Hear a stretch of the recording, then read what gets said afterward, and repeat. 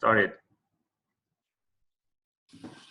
I'll share my the slides. Oops. So I'm doing this in my iPad rather than a computer because my computer is currently being used by my daughters for their online class. So so I don't have any other devices. And then okay, you guys got this? Can you see the slides? Yes. Yes. Yes, good, great. Yes. Great. That's good.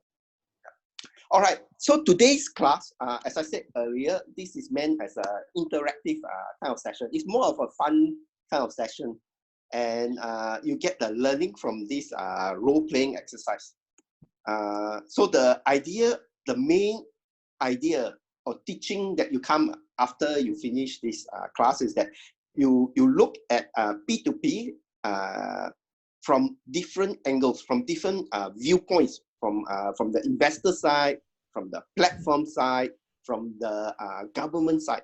All right. So there's many views on how this P2P lending should go forward and how it should be run. And some of these views sometimes conflict with each other. Right. So that's the main idea of this exercise, this activity. Okay, I'll give you this fictional case. All right. This is a fictional case. All right. I took some screenshots from real P2P website platform, but they are not real in that sense. I do exaggerate certain things. All right, and then I also underplay certain things that they mitigation effects that they do. So so don't take this as a real case, but it does give you kind of reasoning why different parties will have a different way of thinking of P2P lending, and also why they think that way. All right, so hopefully you guys will get this idea after the lecture. All right, we have this problem in Malaysia. This is real. All right, Malaysian SMEs have high costs, and they also have problems with getting money. All right, funding. So this is a big problem in Malaysia, and it's not only in Malaysia but everywhere in the rest of the world. All right, small medium enterprise, because they don't have good financial records or they're just starting out, and because these SMEs can be high risk. All right, so they say about 80% fail within 5 years or something like that. All right, so it's a very high risk small medium enterprise, and most of them majority tend to fail. Now, here comes my P2P money. All right, my P2P money is a new P2P lending. It's a fictional lending. All right, but imagine this is all right. We have this case, and then it's now coming to fruition. My P2P money. Now, this my P2P money is a lending platform. All right, it's a new one. It's at Mount Kiara Plaza, Block B, Level 8. All right, Mount Kiara, and the postcode is there. All right, you can see on the right hand side, you can see all the office and the people working there. So it's very easy. They claim that this company claim that you can very easily apply for loan, and also easy to, as investor, to lend money. All right, so you can get good returns. My P2P is the name of that platform, and it's managed by the company of the same name, similar name, My P2P Syndrome Berhad.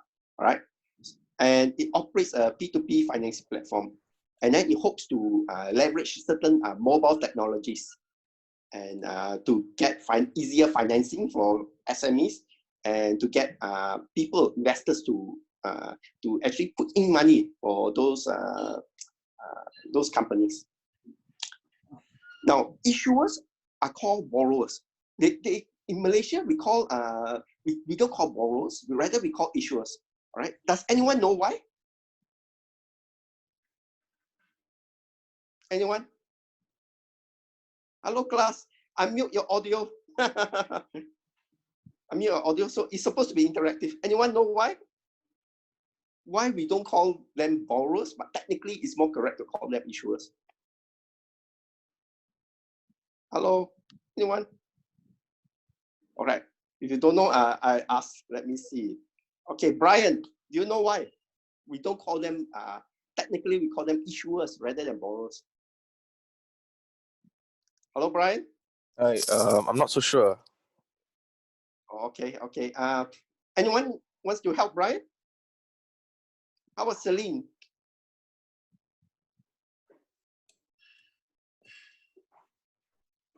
Celine? Okay. The reason why you want to call them issuers is because of this P2P lending is governed by Securities Commission of Malaysia. And Securities Commission, they govern rather than Bank Negara Malaysia. All right. So because of that, they are not banks technically. So as a result, because the Securities Commission is governed investing and so on and so forth. So the P2P borrowers, those companies that borrow from P2P, we are called them issuers because they issue notes. All right, so it's like they fall under Securities Commission's rules. Okay. Now, investors can invest in multiple investment notes. All right. So they as an investor, let's say I invest in that, I can invest in multiple notes, not just one. And usually the platform and even Securities Commission actually advise people to invest in multiple notes, right? This is because of diversification issues, right? If you invest $10,000, 10,000 ringgit into one note and that note default, then very sad. But if you invest 10,000 into 1,000 notes, one note default, then you're okay, you're not that bad.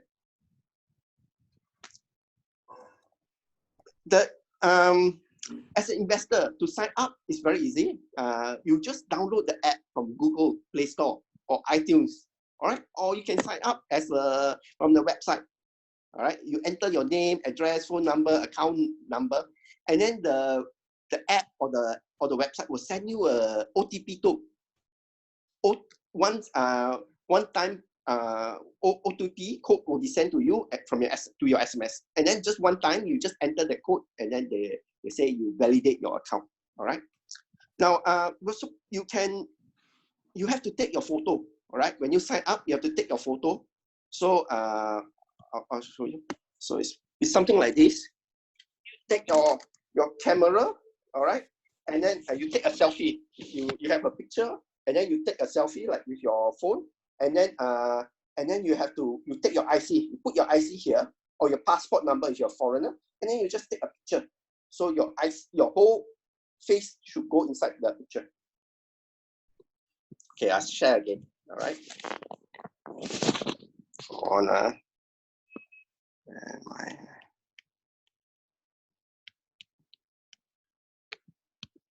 Okay. All right. So it's quite easy to actually sign up. And it takes about 5 to 7 days to activate your account, my P2P account. All right. Now, your account name, your bank account name must be linked to your personal name. All right. So I can't have a joint account. All right. It must be my own personal account.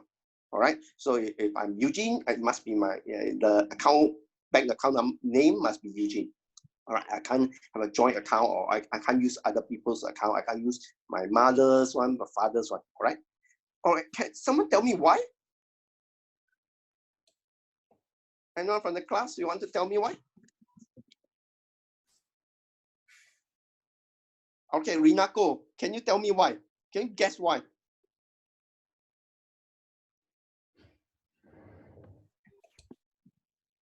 Rinako.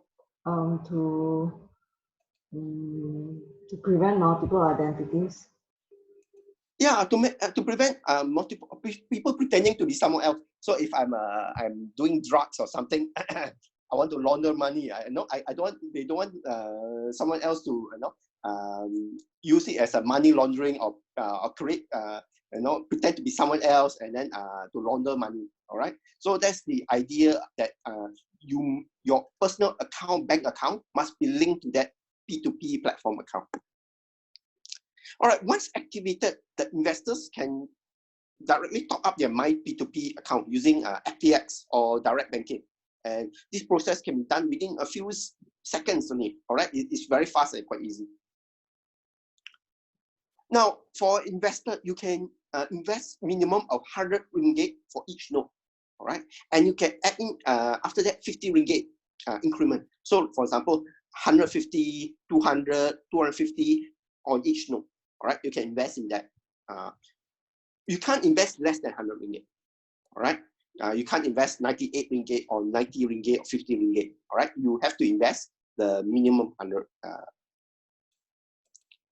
Now, each node has 15 days to obtain the 80% funding. All right. If the node has only 79%, then unfortunately you have to the campaign is not successful, so the money is returned back to you, and the company unfortunately cannot borrow. All right. So so this is the rule by Securities Commission. So you must obtain 80%. The campaign, each node must have at least 80% that people, the investors back that. Now, as an investor, sometimes I have, I want to invest, right? And then there's, I'm supposed to invest in as many nodes as possible. So if I have 1,000 ringgit, I want to invest in, if it's 100, so I need to at least 10.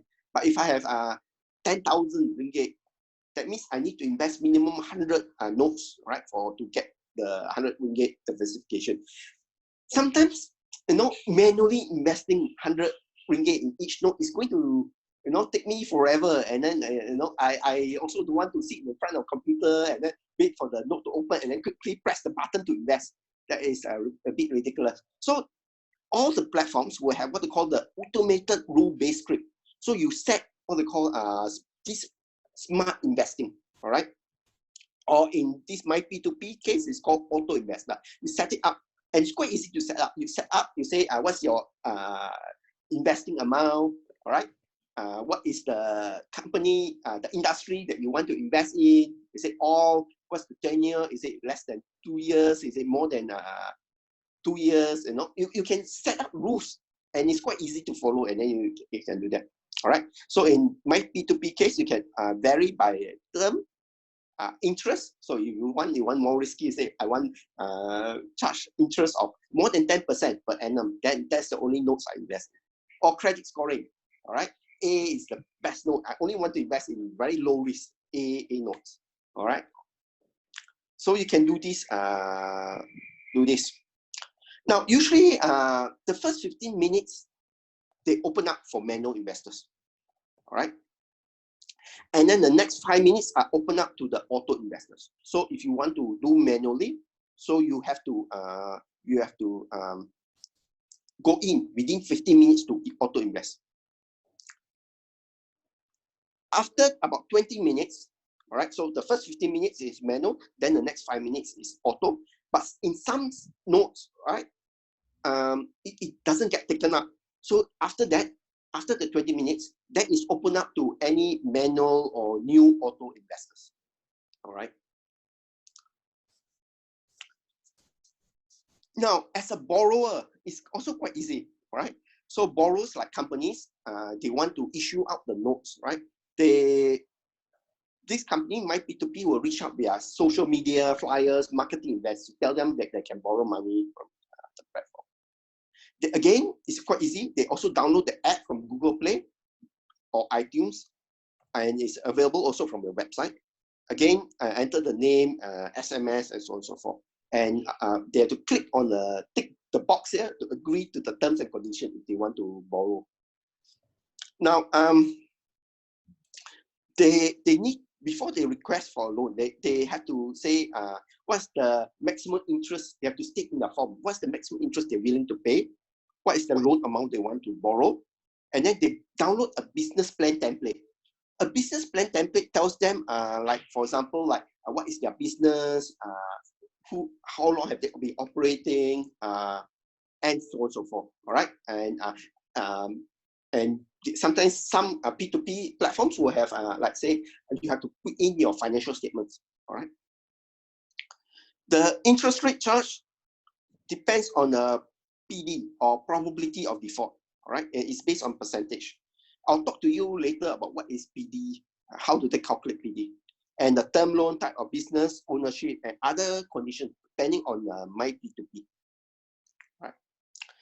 As a borrower, when you request a loan, the platform like my P2P will determine your PD, probability of default. All right, and this platform will go out, obtain your CTOS, CCRIS, and their own credit scoring. All right, their own P2P credit scoring. All right, they usually, platforms won't reveal how they determine your probability of default. All right, there is a kind of close guarded secret by them.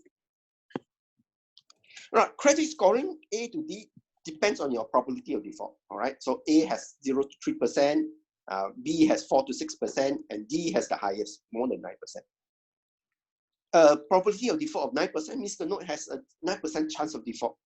All right. The maximum interest rate charge is 18% simple interest rate. All right. This is not the effective interest rate. Does anyone tell me? Can anyone tell me what's the difference between the effective interest rate and the simple interest rate?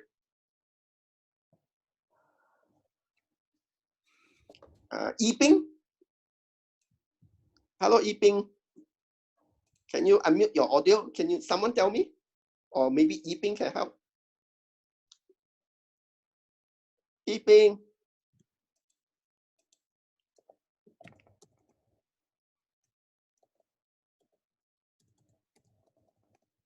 Can you tell me why, what's the difference between simple interest rate and effective interest rate? Okay, someone answered. Hapchi answered, Chong Hapchi answered, one is with compounding, the other is not. All right. What does it mean? One is with compounding, the other is not.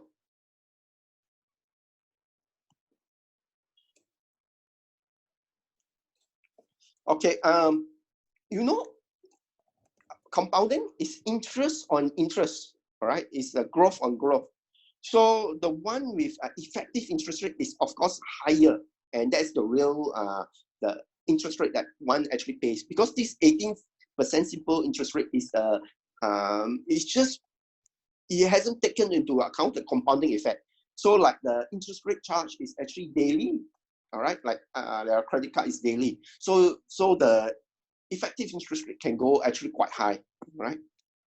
Actually, it's maybe about more than 20%. You need a calculator. You can put in the thing, and then if it's daily rate, then it goes. It will show you how much. All right. For my P2P, they do break the loan amount up into multiple notes if it gets over 200,000. All right. So if I have a company, I want to borrow 400,000 or 600,000. Let's say I want to borrow 600,000. Then my P2P will break my loan 600,000 to 3 multiple notes. All right. So 200,000 each, 200,000 each. All right. And then they'll rename it. There's a late payment if I'm a borrower, and my company that borrows, and I find difficulty of paying because of coronavirus or so on. There's a late penalty for payment. All right. Borrower can settle their loan early without any early settlement penalty. So for this platform, my P2P, they allow early settlement without penalty. All right, but not all platforms are like that. For the platform, all right, they charge 1% fee for every successful disbursement. All right, for every successful, let's say the notes is more than 80%. This platform will charge 1%. So let's say you have 200,000 and then I'm 100% successful. Then the platform will get 1% of 200,000, which is about 2,000 ringgit, all right, as their fee to the platform. There's a grace period of 7 days. So for example, if I'm the company that borrows, and I can't pay with, let's say, on the 31st of March, I pay on the 7th of April, I won't get any late penalty for that, all right? There's a late penalty of 5% for any missed amount. For the borrower, there's also some admin fees, stamp duty, and so on and so forth. So there are other costs. So if I raise 200,000, it doesn't mean I get 200,000. Definitely doesn't mean I get 200,000. I'll get definitely less than that because of other fees and charges. The platform also earns money by charging 1% fee for any monthly repayment. All right. So if I pay $200 of interest, I have to pay the $2 will go to the platform. Right. If a default happens, my P2P will bear the cost of recovery. All right. If the amount is recovered, the cost of recovery will be deducted and then offset the repayment fees. Right. And then the remaining distributed back to the investors based on the proportion of the investment. So this is when the default happens. All right, let's look at the situation. How is this my P2P platform going? So far, they have 600 companies signing up for them. All right, and they have successfully funded 90 million. All right, average note of 100,000 per investors. Sorry, per company borrows. For investors, there's 30,000 sign up, all right? And then usually the average funded is about 3,000 per note, per investor. That's the average. Now for my P2P money, most unfunded notes are D rating, all right? That's the lowest, not the lowest, the most highest risk notes, right? Investors tend to grab A rating notes. A rating notes tend to be grabbed up within the 20 minutes, all right? So it goes on very fast. And B and C, you still can see, it lies in the system after 20, especially C, you can still see it, C and D, all right?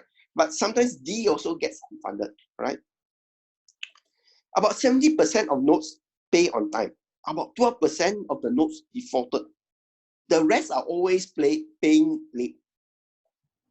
This is before the coronavirus. So this is during the economic situation that's okay, so and so, all right? This is not after our coronavirus. I wonder what will happen. How's my P2P doing? The startup cost for my P2P, all right, because of the infrastructure and computers, programmers, and so on, all right? The core team actually work without pay for many months, all right? So this is typical of the startups. They usually, the first few months, sometimes those founders, they don't even get paid, all right? And then they're actually losing money. They're actually using their own savings to actually fund the company. This is quite typical. The major operating costs are salaries and marketing. Right? There is also some server costs for the app and website, but usually those once you get it started, then the periodic payment are not that much, all right, compared with salaries and marketing. This is the project team. You have only 3 project team. So you got the CEO is Rafida Abdullah, right? She's the co-founder of the CEO. She has at least 26 years of experience in the legal fields of mergers and acquisition, contracts, corporate law, and litigation. The next is Chief Marketing Officer, Kumar Ignesh, is a co-founder and Chief Marketing Officer. He started at Miriam Agency and is one of the largest digital marketing companies in Malaysia. After that, he joined various fintech and had various roles in marketing. The last is Chief Technical Officer, Andrew, right? Tan, right? He graduated from Monash, all right, top university in Malaysia, and he has 10 years of experience in designing and implementing software solutions. He has also won many numerous programming awards, right? All right, so this is the, overview or details of the, sorry, not overview, but details of that this case study, right? Okay, Now it's time for you guys to get most of it. You guys need to talk about it. There's no right or wrong answer. All right, you just share, and it's good to go about discussing these points. All right. All right. Imagine you are an investor, or your family members, your dad, your mom. All right, because the interest rate charged by my P2P to get from my P2P is quite high. So for example, they can earn like this. Where is this? They can earn like 18%, right? The interest rate charge is about like 18%, right? For those high risk notes, maybe they can earn more than 18%. This is much better than putting money in the bank or fixed deposit, right? So they may come and ask you, is investing in this P2P lending platform, my P2P, a good idea? Okay, before you start investing, what's the first process or the first question that you need to ask yourself, that you need to do? Right? Anyone? Hello? Hello? There's no right or wrong answer. Just give thing. If you don't want to answer, you can just chat. Put your chat on this. Right? If you have a sore throat or something, your voice doesn't sound like you can just chat.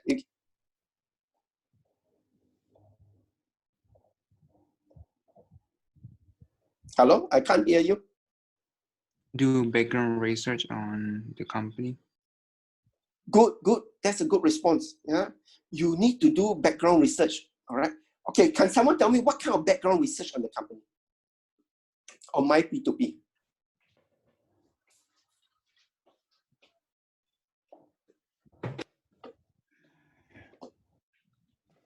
I think financial health. The financial health of which company? My P2P or the borrowing company? Borrowing. Oh, okay. Now, one thing about all these platforms is they don't reveal the name of the borrower. All right. So when you invest in the notes, right, you have no idea who you're actually investing in. You only get you only have to rely on the platform to do the checking, and they will tell you, they will upload the financial statement unaudited. They will tell you the business plan. That's it. All right, and you rely on the platform to give you a probability of default or the grade, the notes grade. All right.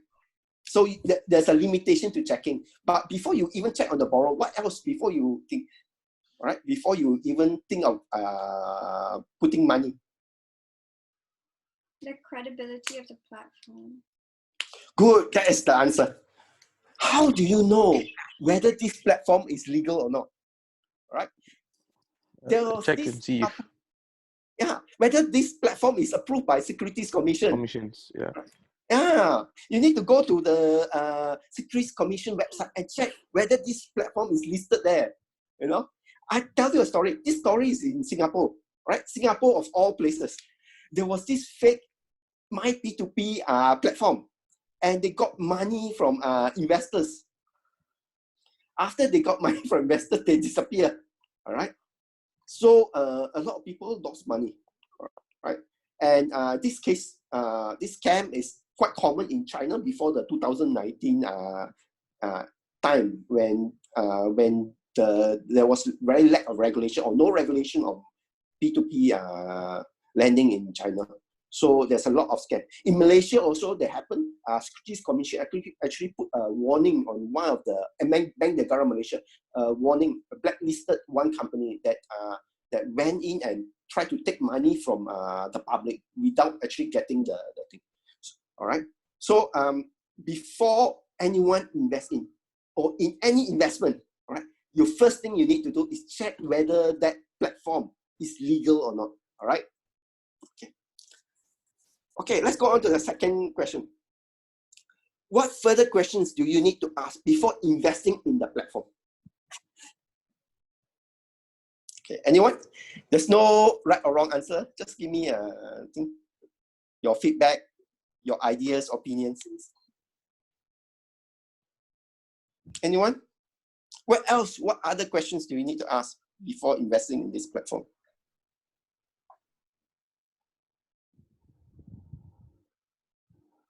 Is the borrower a good borrower? I guess. The borrower, you can't you can only tell from the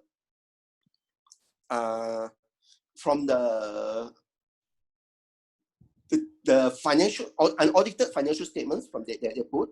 And number two, you can only tell when the platform itself assign the note, the grade. So if it's A, it means good. If it's D, it means bad. But before you even do that, what else do you need to ask before you invest in this platform?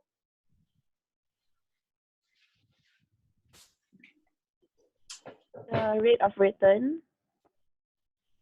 The rate of return. The rate of returns, okay, you can do that. But that depends on the notes, the risk of the notes.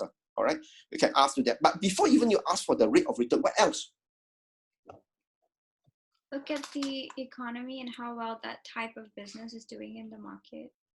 Yeah, I'll give you a hint. I'll give you a hint. What happens our economy now? What happens if after our coronavirus? What do you see for many business?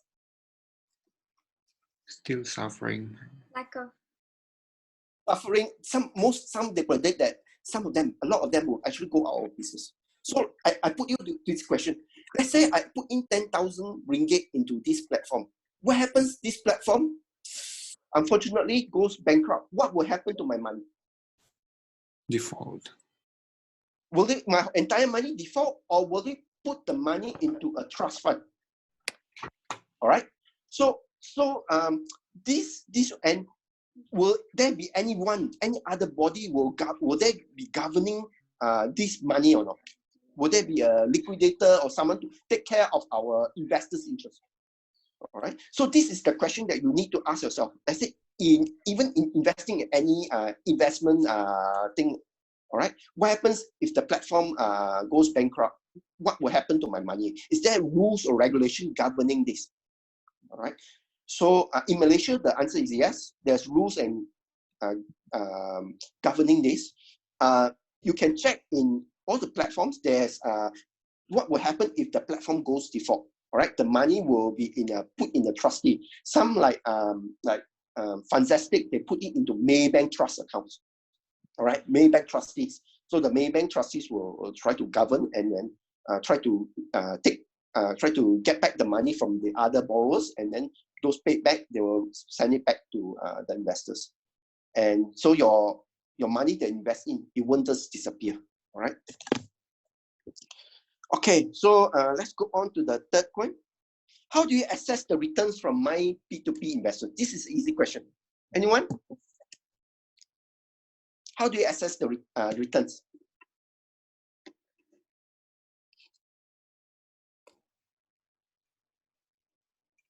With the risk. With the risk, yeah, with the risk. All right, of course, the higher the notes, you would expect what?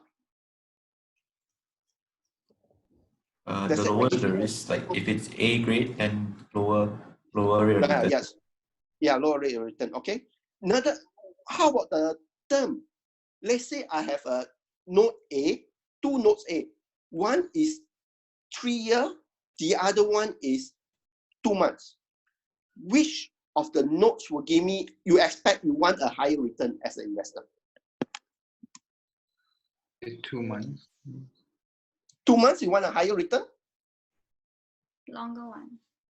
A longer one? Why? Why the longer one? Because you bear more risk. Why you bear more risk in the longer it is you invest? The uncertainty of the market. Yeah, it's uncertainty. You're right. You're right in that way. Good, Natasha. All right. So the longer the term, the more uncertainty, because anything can happen in 2 years. You know, like this coronavirus. Who can foresee this will happen? I too can't foresee that will happen. All right. Yeah. All right. So 2 years, 3 years, whatever, the longer it is, you don't know whether the SMEs will survive or not. Whereas in 2 months, you can basically know about this. What are the risks of investing in my P2P? What's the risk? What do you think of the risk of investing your money in my P2P?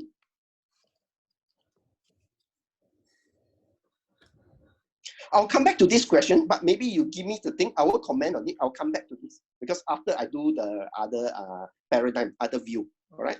Because this is an interesting thing.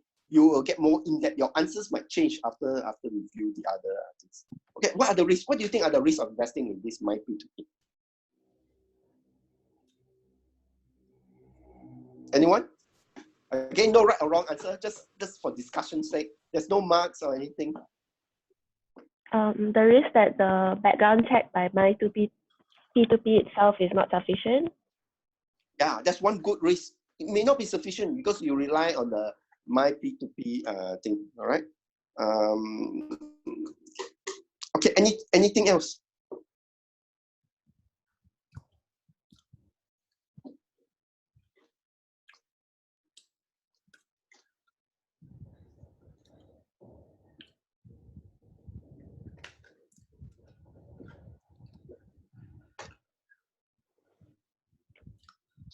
Suppose your money is tied up for 3 years in this my P2P. Is that a risk or not? Let's say you invest one notes and it's 3 years or 5 years notes. All right. So another risk would be liquidity. It could be a liquidity problem. All right.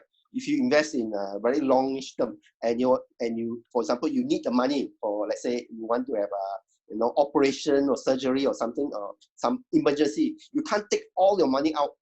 Unlike fixed deposit, you lose just the interest. If you put in fixed deposit of 5 years, just that you lose that interest portion, but doesn't matter, you still get the thing. But my P2P, you can't take it out. Your money is stuck. All right. You do get a bit of portion when they pay you, but that one is quite small. So it's the liquidity issue. All right. Great. We come back to here, question 4. We come back to this question after we finish the rest. All right. I'll also touch back about this platform. You have to rely on this platform. Right. Okay, let's go to 5. In general, what are the benefits and costs of investing in P2P lending compared with the fixed deposit and unit trust? Let's take the benefit. All right, what's the benefit of P2P lending? Anyone? Why would anyone want to? Small amounts. You can invest in small, just 100 ringgit, all right, minimum. It's very small, right? If you lose 100 ringgit, that note that you invest in defaults and you lose 100 ringgit, you're not going to lose a lot of sleep. All right. Other things. You have opportunity to get higher return. Yeah. Some of the returns are quite good. 18% simple interest rate. Right. That's credit card. You're earning credit card. You are like a legal along. You know what is along? Right? It's a money lenders. Gangsters, illegal money lenders in Chinese society, right? So they lend money to small medium enterprise. If they don't pay, they pour paint over the house or something and break the leg or arm, right? So you get a chance to become a legal along, right? Without breaking anyone's or hurting anyone physically, right? Anything else? The interest rate is so high. It's a good place to diversify risk. Yeah. All right. Compared with share unit trust and so on, there's the correlation is not that high. In finance, you want your investment assets not to be correlated with each other. All right. So like P2P lending allows you the returns is not that correlated with share market. All right. Unless this is a black swan like coronavirus, then you have a problem. But by large, all right, and in general, the correlation is not that it's not correlated, right? So it's good. It's diversification from your other investment, right? All right. Anyone else? The benefits.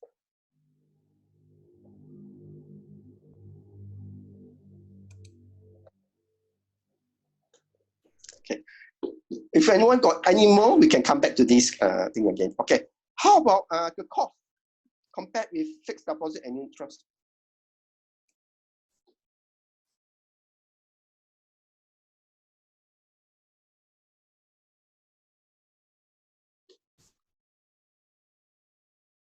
Anyone got costs or not?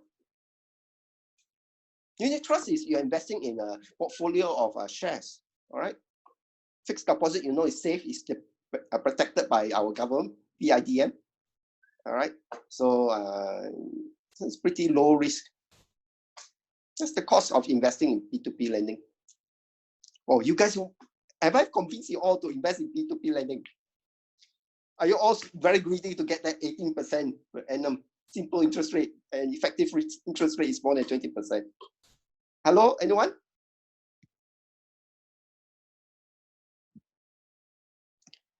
Anyone can tell me what's the cost of investing in this P2P? The problem with investing in this P2P lending? No one. Okay, we'll revisit this question again after we go to the other two parts. All right, you have decided to invest in my P2P. All right, what will be your investment strategy? What proportion of your funds should be allocated to my P2P? All right. All right. So let's say your dad. All right, your dad, he's maybe 50 years old, 56 or 60 years old. All right, he wants to invest and he's thinking of my P2P. How would you advise him? He got fixed deposit. Let's say he got $1 million.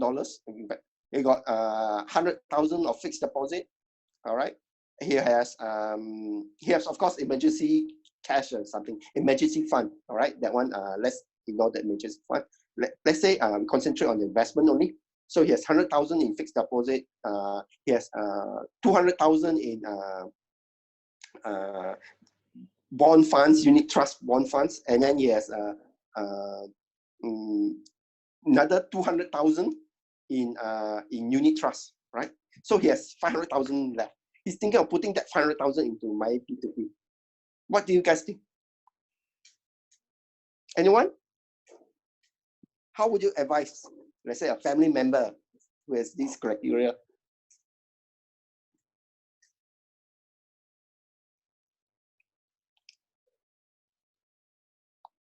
Hello? Is anyone out there? Oh, you can chat. Someone put a chat. Yeah. Someone, CKL saying for the return, how do you assess? It says average return from borrowers. Yeah, that's right. Average return from borrowers. Anyone else? What would be your advice? Okay, never mind. I wouldn't say advice. Okay, let's say anyone here who want to invest. Can you put your hands, raise hands? Do you know how to raise hands? Who wants to invest in in any P2P platform? Raise your hands.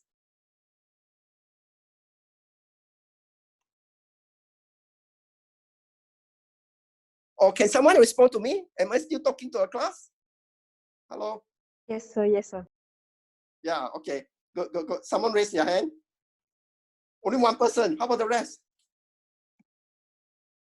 Felix also? Okay, good. Great. I have 2 people. Oh, okay. Anyone else? How about the rest? 18%? No. Oh, wow. DVR also. All right. Anyone else? No money.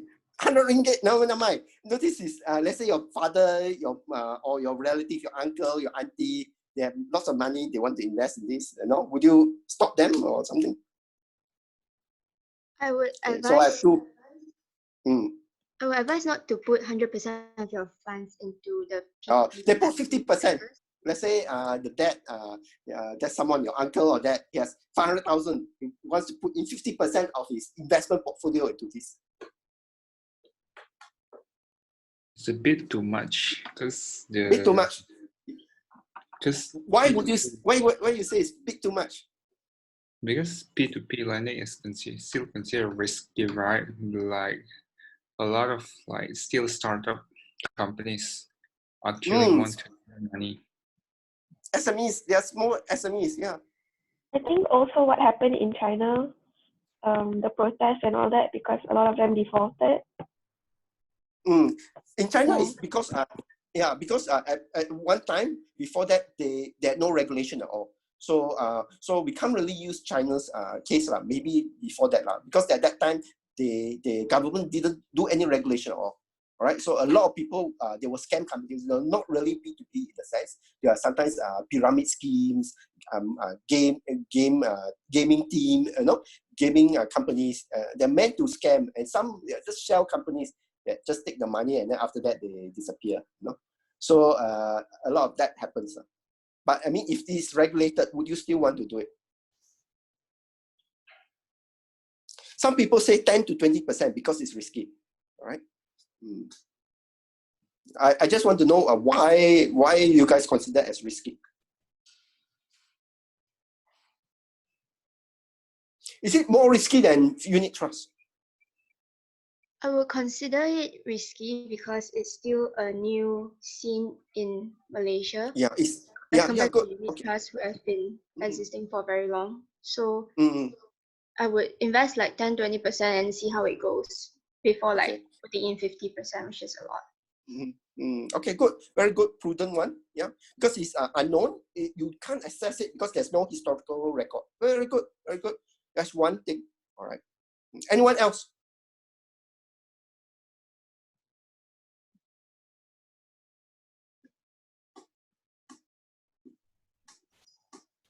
Anyone?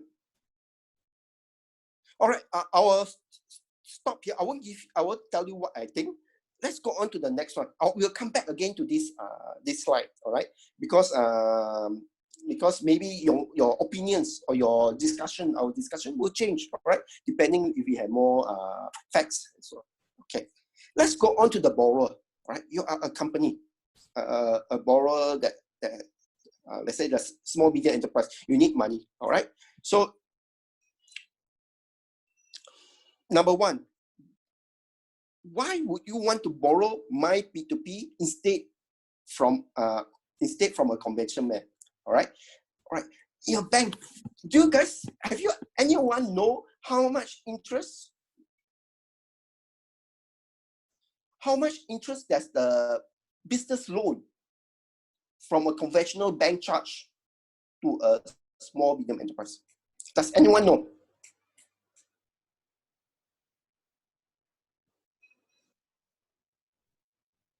Anyone? Or maybe if you don't know, make a guess. Make a guess. Maybe right? 6%. Maybe 6%. All right. Someone said 6%. All right. Anyone else?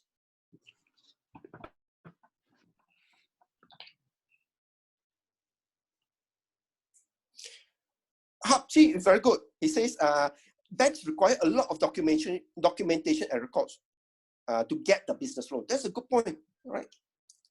All right. Now, if you are a borrower, right, why do I want to go to a P2P platform that can charge me effective, simple interest rate of between 12 to 18% or 10% to 18%, when I can go to a conventional bank and then the conventional bank charge me only 6%? Higher chance of getting approved. Good answer. Why higher chance of getting approved? Anyone? Why is there for a company like me? All right, I will borrow. I have a higher chance of getting approval from a P2P platform rather than a bank. Because we might not have a good track record. Yeah, good. That's a good point. All right. So, okay. So from Chuck E's answer also just now, he mentioned a point. Good point. Banks require a lot of documentation. All right.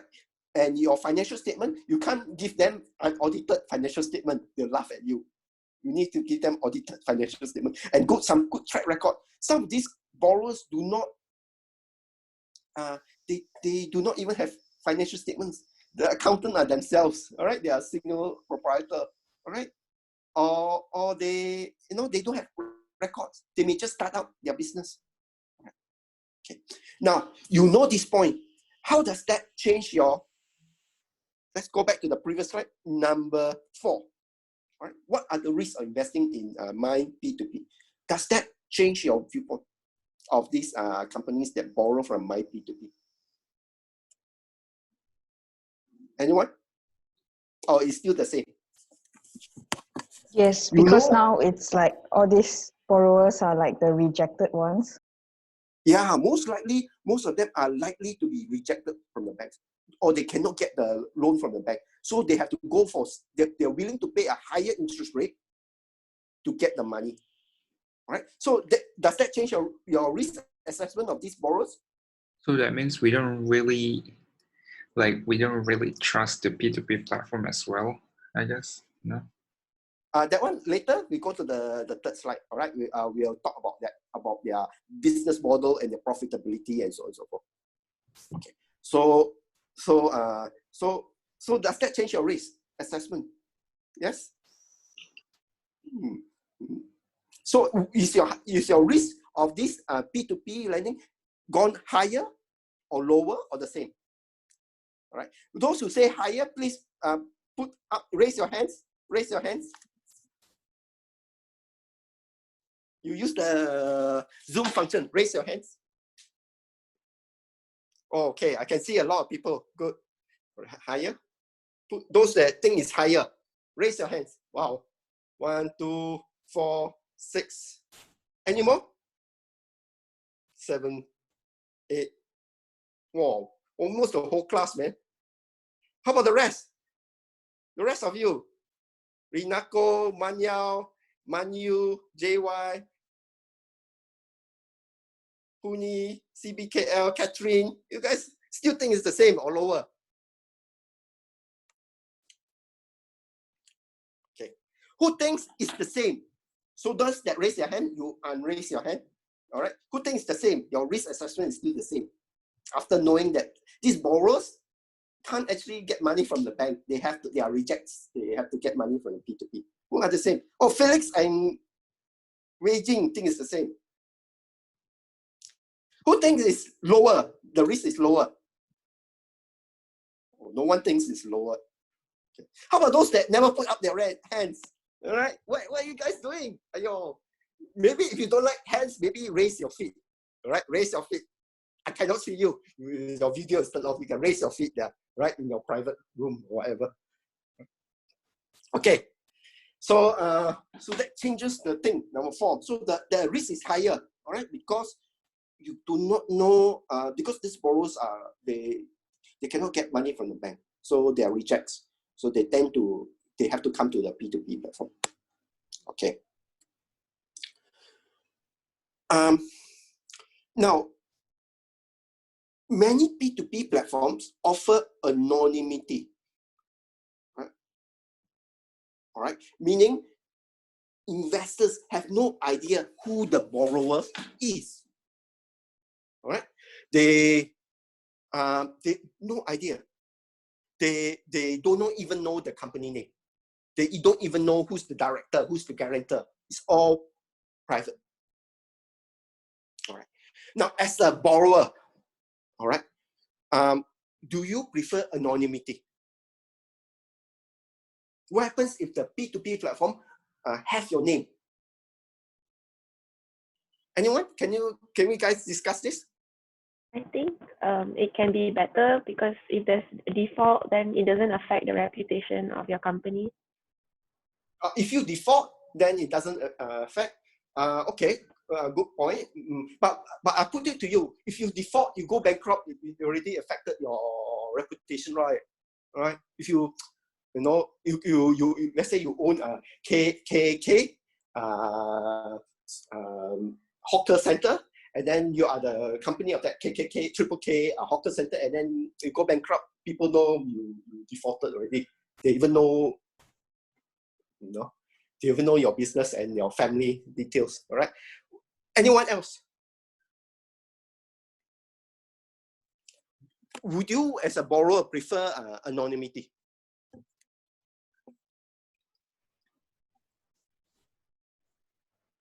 Yeah, because like if the P2P platform actually shared information with the investor, maybe the investor could threaten the borrower.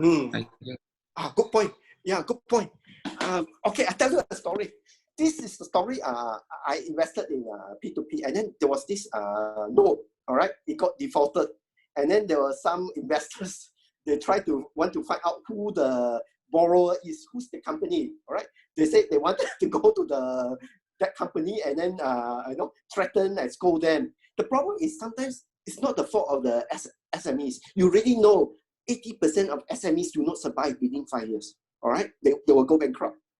So if you know that fact, they may be honest, they may try to pay, but sometimes circumstances beyond their control, like the coronavirus, their customer gone bankrupt, or something happened, sickness. There was one case where one of the note borrower issuer, his parents his parents actually went to hospital, all right, and he just had to shut down his business because he has to take care of the parents. So sometimes circumstances beyond their control, which is they're honest and everything about it, and that cost them to not pay the money. All right. So for borrowers, you want to hide, and for investors, you don't want them to hide. You prefer their name to be disclosed. But there's sometimes a danger. And sometimes investors, you don't know, because they are group of people. They are not rational investors. They are not at what I call a bank person, hedge fund investor or something like that. So they are not sophisticated. They may be just normal, public people, and they may get angry because they put in 50,000 ringgit into one note, and that note defaulted. They go in and threaten the family, threaten to kill their family members. So we do not want that. All right. Or sometimes they threaten the company, and then they scare away their customers, and then it makes it worse. And the company couldn't even recover to pay off the debt. All right. So anonymity is actually preferred. All right. Do you agree with my opinion? Anyone? This is my opinion. What do you think? Hello? I think You guys if, agree? Yeah. yes, sir. I think if the borrower is not anonymous, right? If everyone knows him as the borrower, then he will have more pressure to work harder to keep his reputation. Yeah. This is one point of the investors. One of the investors, they put in this point. They say, if you know the borrower, right, then they have reputation to keep it to make it work hard to actually pay off the money. If you don't know, then they just what they call in Chinese, 青菜青菜, or they don't care. They simply don't pay off the money. They don't work hard to pay off. They don't try their best to pay off the money because they are anonymous. This is also a valid point. All right, a lot of investors, when they lost their money in the forum, I was in part of that forum, they complained about this, and they really said that this point is a valid point. All right, but the other point is the safety of that company. If they actually are honest, and they try their best to pay off, but it's just the circumstances, their customer gone bankrupt, and they don't have many customers, and that costs them problems to pay off their debt. All right. So okay, any other points? Maybe the investor could conduct illegal debt collection, I guess. Oh, it's debt collection agency. Yes. Yeah, there's also debt collection agency, but that's a good point. But we'll touch on that in later. The third slide. I hope it's the third slide. Let me see. Okay. So the debt collection thing. Yeah, we can touch on that on the third one. All right. Anyone else want to add in?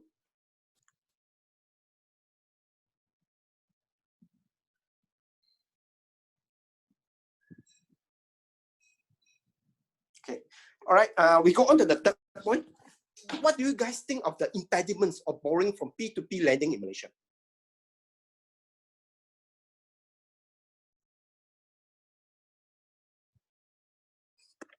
In Malaysia, our P2P lending is still small. All right, it's actually not significant. It's insignificant. Actually, it's insignificant to overall economy. All right. Now, what are the impediments to this P2P lending? Anyone want to make a guess? It's okay, no right or wrong answer. It's just this session is meant for interactive and fun session.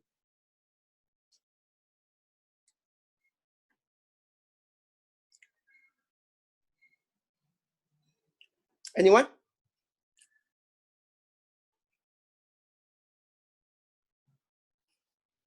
Okay, I ask you guys a question. If you guys are so quiet. Another question I want to ask you is, have you heard of P2P lending before this? Can you raise up your hands if you heard of P2P lending? Okay, I got 3 people, 4, 5, 6 people. 1, 2, 3, 4, 5, 6, 7. All right, 7 people. Okay. Now, my point is P2P lending is still new in Malaysia, right? And not many companies, small medium enterprise, know about P2P lending, right? Number 2, many of these small medium enterprise are they may not be sophisticated enough to use a website technology app to actually run this, to actually obtain the loan from the P2P lending, all right? Many are using still old technology that, like for example, Chinese acupuncturists and so on and so forth. They may not have the sophistication to use the technology. You get what I mean? So these are 2 of the biggest impediments to P2P lending in Malaysia. That's what I think. Anyone else want to disagree with me? Or you want to raise up another point?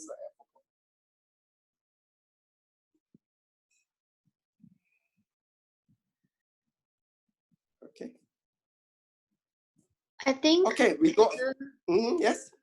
I think another impediment may be a lot of investors may not be aware of P2P lending in Malaysia. So it'll be hard for borrowers to obtain loan if it's like 80%. Like you have to get 80% loan amount to get the full loan. Yeah, I get your point. Yeah, many investors don't know about this. So actually, for P2P lending in Malaysia, most A to C notes are taken up very fast. It's just those high risk notes that will get left over.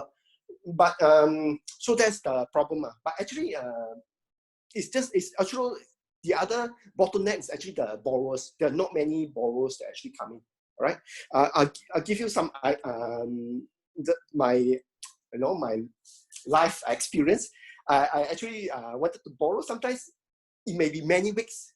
Right. I signed up to about 2 P2P platforms, the biggest P2P platforms, Fantastic and Funding Society. And sometimes it can be weeks, before I even get notes advertised in their website, right?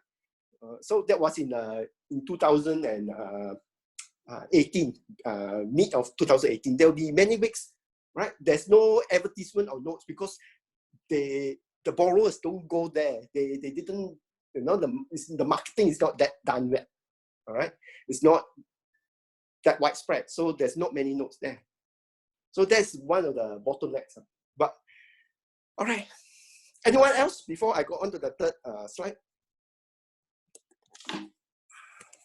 Okay, let's go on to the third slide. Now, you're no longer the investor. You're no longer the borrower, company that want to borrow money. Now you are the person in charge of my P2P platform, right? You're the team. You're one of the team members, right, of this my P2P platform. How sustainable is this business?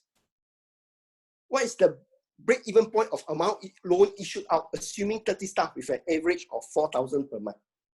Okay, don't need to work out, but this is the question to you. Don't have to work out. You just answer the first part of the question, because this was meant to be an exercise. You guys, group exercise. You guys have to work out the break-even point. If you have static management accounting, you can do that. But let's ignore that part. Let's just focus on this. How sustainable is this business? Anyone? To look at sustainability of this business, let's look at the thing. This is the revenue that they charge, that they earn from the platform. Do you think, is it enough?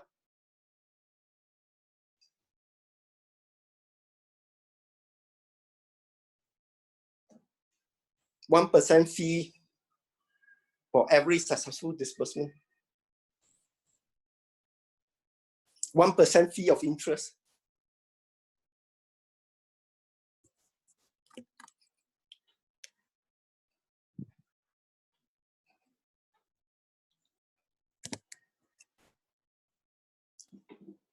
Yes, someone put, anyone want to put chat?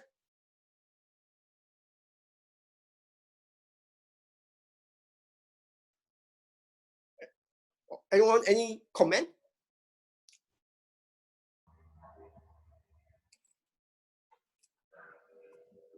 Hello, students, anyone? It's not enough. Oh, why is it not enough? Given the 18% that they promised, the fee that they charge is too little. 80% is not goes to the platform or no. 18%, not all notes have 18%. Most of the notes that have 18% actually is not taken up. All right, it's most of the percentage that they get is about between 10%, 12%. You know, that's what they charge. So 1% of that 12%, right? It doesn't sound enough. Even the 1% fee for successful disbursement is also it's not enough to sustain like 30 staff. That's a lot. You need a lot of okay. So someone else, DVR say might not be enough, right? And successful disbursement, there's also a chance of unsuccessful disbursement, like the campaign you do not meet the 80%. Good point, Rinako and DVR. Right? Anyone else?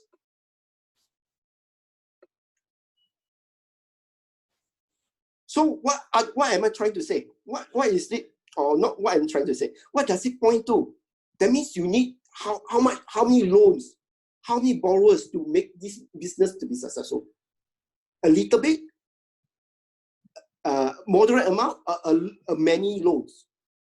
Can anyone tell me? Okay, I'll give you. A is just you need only a few loans. B, you need a lot of loan. C, you need moderate amount of loan. C. Moderate amount? I think it's B. You need a lot, right? Because if you have like 30 staff with an average, that means you have to pay them. And just the interest alone is that you get obtained from the loan is just not enough, right? It's only 1%, right? And you need a lot of borrowers, right? Borrowers, and secondly, you need a lot of these notes must be successfully dispersed, right? Knowing this, someone put a chat, be lots of loans, okay, good.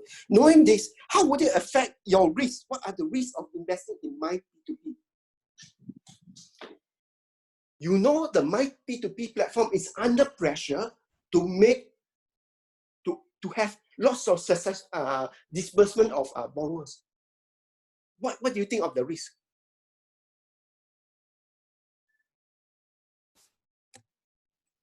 For them to survive, for them to pay money, right? For them to pay their staff, for the CEO to even enjoy their nasi lemak, right? They need lots and lots of loan amount to earn money to pay off their expenses. It'll be very right? high risk because the platform may just easily approve loans. Yeah, because you see, we read this carefully. The credit scoring. All right, the credit scoring.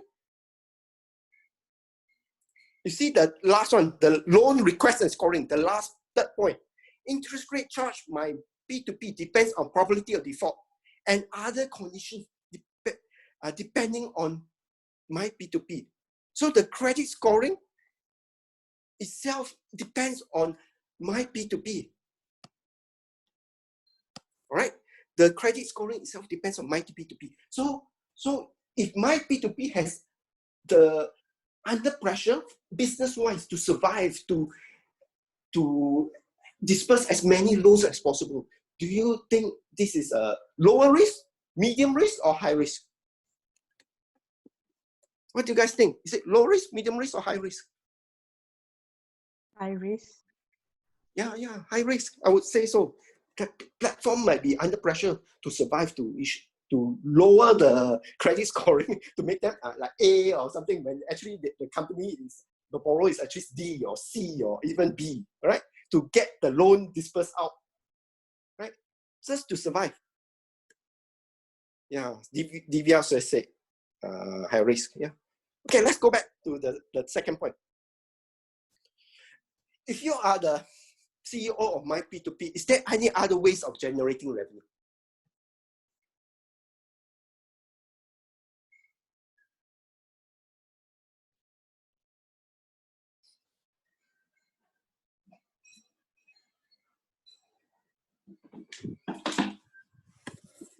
All right, and any other ways of generating revenue?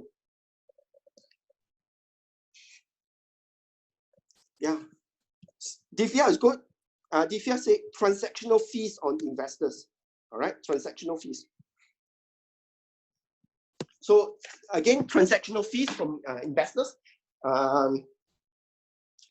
So when the investors maybe put in money into the account, all right, there's maybe a small 1% charge or a small certain percentage taken from investors. But you have to be careful. If you charge too high, then the investors don't want to invest. All right. Another thing is someone else put fees for advising investors. Jargon. All right. Another good point. All right. Some P2P, very few, none in Malaysia, but maybe overseas, there's a few that charge fees for advising investors how do they put in the money. All right. That's another good way of earning revenue. All right.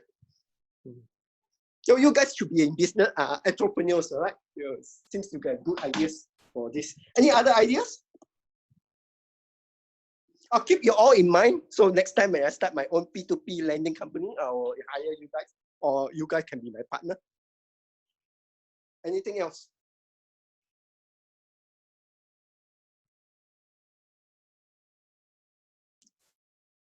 All right, let's go on to the next one.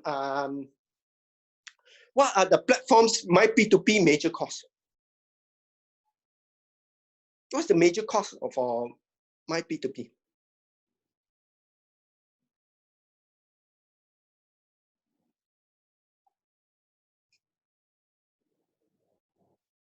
For most startups, what's their major cost?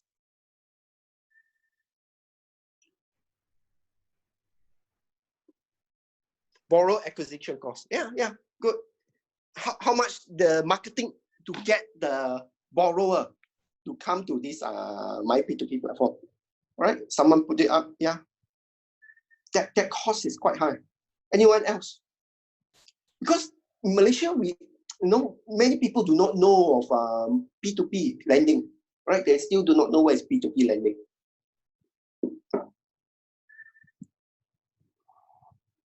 Wages, cost of running, cost of setup. Yeah. This one I brought up earlier in the slides. All right. The initial cost of setup is quite high. You have to have a programming thing. And the salary, the 4,000 per month for each staff on average. Imagine you have 30 staff. It's quite a lot per month. That means you have to pay 120,000 per month on salaries alone. This is not including other costs. You need to have bandwidth costs also, but that one's small. Design of the website, yes, the initial cost of designing the website is also expensive. Programmers, web programmers, they don't come in cheap, right? Quite expensive. Someone else say they might want to absorb transactional costs. Some P2P platforms actually absorb transactional costs, but some actually have, like Fantastic, at one time when you deposit the money, they actually charge you transactional costs. But after that, they found that investors don't come in, so they have no choice but to waive the transactional costs. Yeah. They hire. You can outsource or hire app developer. All right. The cybersecurity also you can enhance. That is the cost. Yeah. Incentive for investors to invest in the platform. Okay, just to let you know, some P2P lending platform initially when they start up, they have incentive. All right, like me, when I start up investing in this P2P platform, there were incentives for me. I think I got 110 ringgit from Fantastic just because I'm the first mover. I'm one of the first few investors in that platform. All right. So there were incentives initially for platform, but now no more lah, because now they need money. Licensing approval from regulators, that one, yes, it's more time rather than the money itself. All right, the cost of license, that is reasonable. It's not that expensive, but the time to put in the documentation, that is expensive. That is the cost. Okay, any more? Okay, so these are the costs. The main costs are the acquisition costs, the salaries. It's not cheap. Right? All right, let's go back to here. Let's go back to point 4. What are the risks of investing in my P2P? All right. Now look at this company. These 3 people. And can anyone tell me what is wrong with this team? Individually, their profile is good, but they need someone else.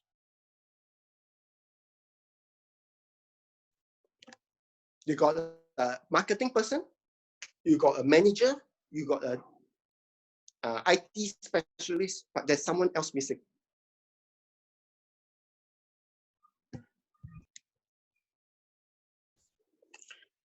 Okay, I'll give you a hint.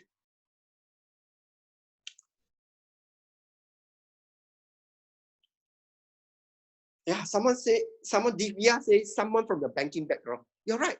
You see, there's how does A to D is determined? You see here, how does rating A to D is determined? Right. The P2P platform, my P2P, doesn't tell you. All right, and then there's no one in the team that is specialized in risk assessment. You get what I mean? Yeah, someone from a banking background, all right, and someone who knows about not only banking background but specialized in risk assessment, credit risk assessment, right? So none of the team members for my P2P has that knowledge. So there's a red flag. So you might say their credit assessment, they may not have that specialty, or their credit assessment, they put in A to D, they may not be accurate at all. Okay. All right. So what are the risks of investing in my P2P? So to recap, 1 is liquidity. 2 is quite high risk because the borrowers, you do not know the borrowers. They tend to be they are high risk because they cannot get loans from normal banks because they do not have the good track record, or they have unaudited financial statements. They can't get they don't audit their financial statements, and they tend to get rejected from banks. That's why they go to a higher, they're willing to pay a higher interest rate to get the loan. All right. It's also high risk because you do not, as an investor, we do not know who the borrower is, right? Because they have a good point. They need to protect the borrower because of sometimes you've got crazy investors out there, because the investors are general public. They are not a rational hedge fund manager or something like that. All right. Number 3, you also have high risk because from the platform point of view, they need lots of borrowers to have their loans taken up to support, to sustain themselves, to pay the salaries of their workers, to pay the CEOs to earn money to eat nasi lemak. Right? So in that sense, there's a pressure on the platform itself to lower or to make the grades to be A and B, right? So that their notes get taken up quickly. So there's a lot of pressure on the platform to approve many borrowers and to get A and B notes, to put up A and B notes. Right? So these are the risks. Okay, number 6. Just now, some person mentioned 10 to 20% of their money, investment money, to put in P2P.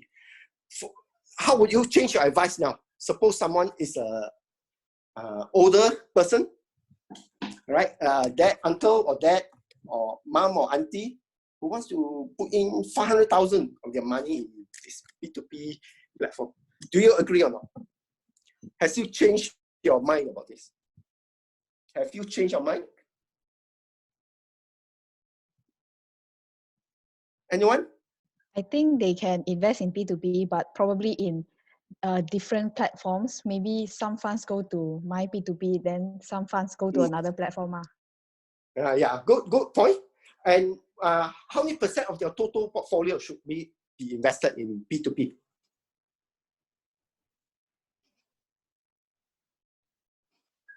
I think nothing more than 10%. Nothing. Someone said nothing more than 10%. Okay. Yeah. Anyone else beg to differ?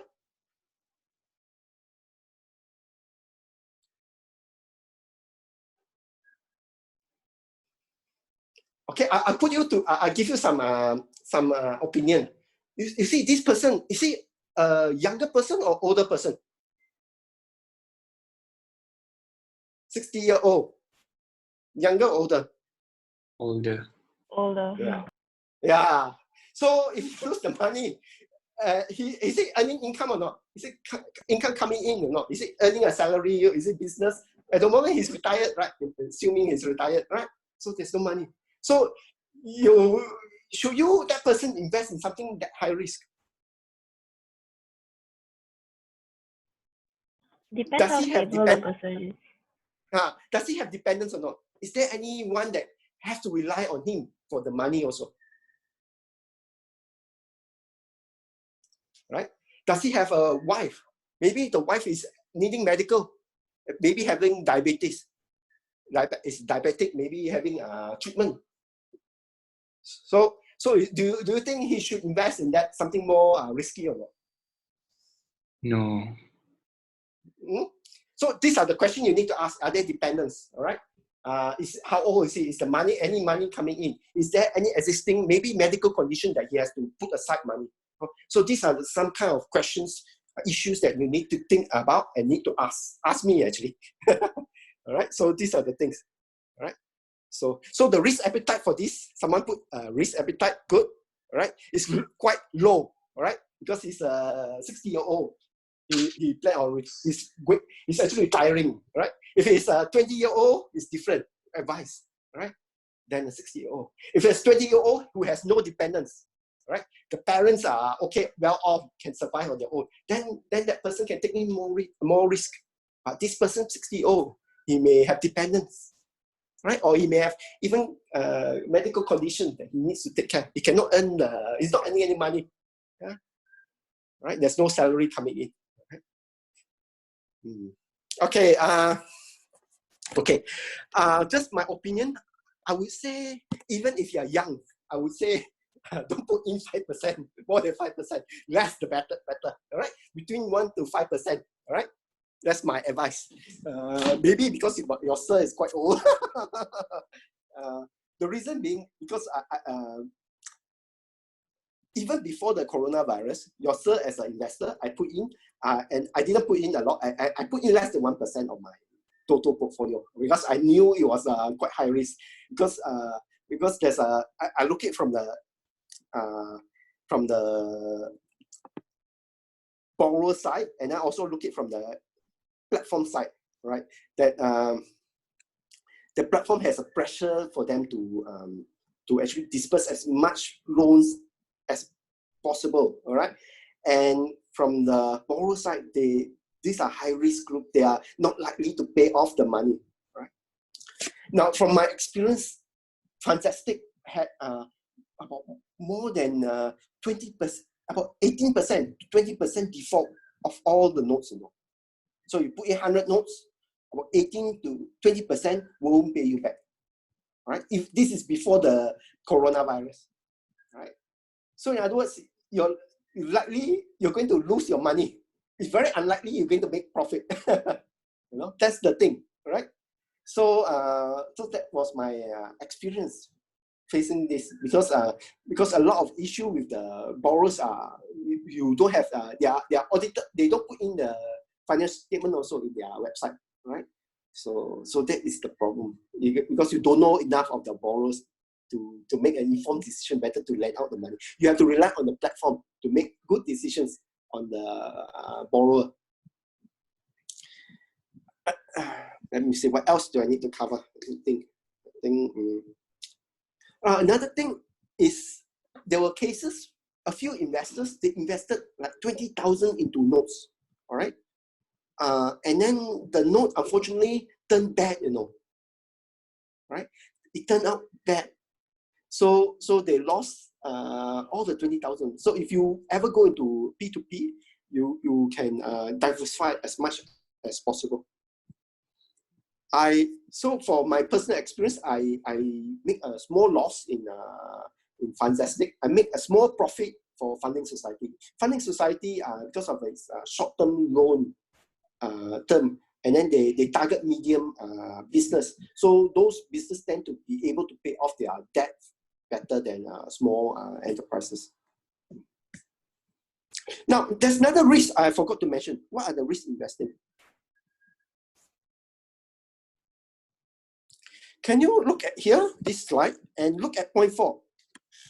If the amount invested is more than 200,000, the loan amount will be broken into multiple notes, right? Now, the thing is, because of anonymity, you do not know who the borrower is. Sometimes you think you're lending money to different companies, but actually you're lending money to the same company, but it's just multiple notes. You get what I mean? You think you're lending to a note B, so you think it's safe. All right? You think it's different companies, three different entities, but actually you're lending the same money to the same entity. What happens if that entity, that company goes defaulted or goes bankrupt, right? So you lose your money heavily, right?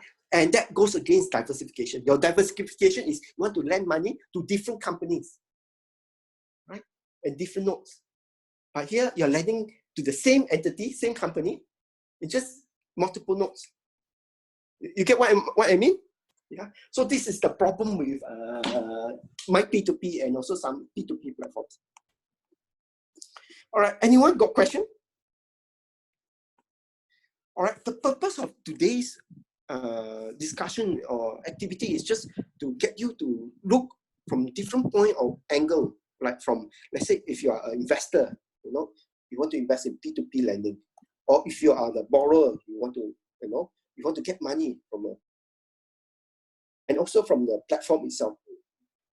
So, so when you come to investing any money, your own money or your you know, or investing someone's behalf, let's say your dad, your, you know, let's say when you get married, your wife, your husband, you need to look at from these 3 different angles, all right? From let's say from the investor, from the from the borrower, and from the platform, right? Like how can they make business? What's their business model? So that's the idea of today's activity, all right? Before I end this, anyone have any comments so far? I hope you find this activity useful. You guys okay? Hello? Anyone still there? I have a question. Yeah. Go ahead, please. Actually, do governments support this P2P platform? Yes, they support this P2P platform because even though these companies, they may not get money from the banks because they are rejected because they have no track record or lack of documentation, but some of these still survive, right? Remember, like in my case, 20% of goes default, but the other 80% still pay money. Right? I still get money from them. I'm still quite happy. They still pay off. So you are actually helping the other 80%. The 20%, of course, there may be some scam, or they may, you know, genuine case, they couldn't pay the money, right? So that's why the Malaysian government actually supported this kind of P2P lending. But the Malaysian, I forgot to put in the next one, from the viewpoint of government. How do they protect the investor, the borrower, or the platform? So there, I wanted to put in there, but I decided it's just too long. They'll make the whole activity too long. It'll be more than, it will go on to 3 hours and something like that. So I decided to leave that on out. But there's another viewpoint from the view of the government. Should you protect the investor? Should you protect the investor more than the borrower?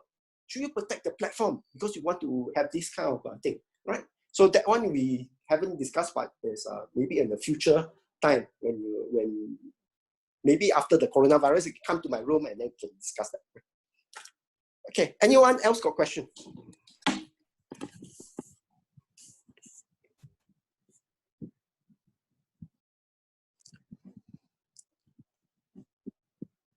Okay, if no one else got question, I think I'll end this session. All right, thank you very much. All right, please enjoy your lunch. All right, I'll get your nasi lemak and eat your nasi lemak. It's very nice. All right. Oh, okay. Someone else got some question. Yes, yes. From bank point of view, they only support those with low risk to gain profit, but for the whole economy to grow. Okay, good point. Banks, you have to understand. Banks, they are under lots of compliance issues. So that's why they have to take in that low risk approach. Because they can't just lend money to those without records, right? They don't want to get cheated.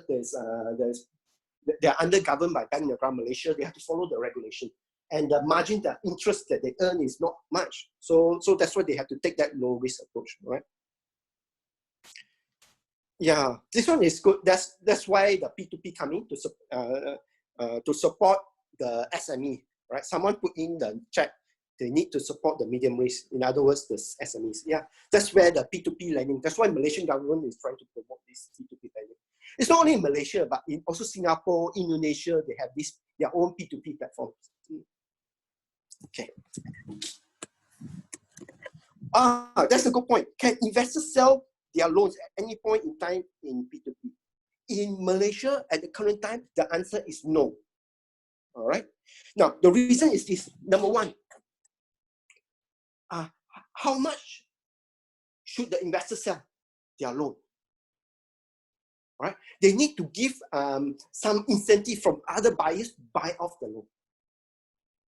Number one, the investors have more information than the buyer of that loan because they know whether unless the platform review the information, like how well does the borrower pay money? I mean, is it frequent payment? Is it always late payment? Is it always delay payment? Right? So the seller of those things, the investor, the first investor, they already know that information, right? But while the buyer of the new loans, they do not know that information. So the key issue is that one, information asymmetry. They have this difference in information. Number two is the price. How much should they buy? They need to provide incentive for someone else to buy that loan, all right? Number three, how much should the platform also wants some money. Otherwise, there's no point in having this feature because it takes money to code and we have some legislation to maintain this kind of transaction, right? So the answer is at the moment in Malaysia, the answer is no. Good point. Anyone else? Anyone got any other point? Yeah, the selling of it is good because that allows investors to don't have that liquidity issue. All right.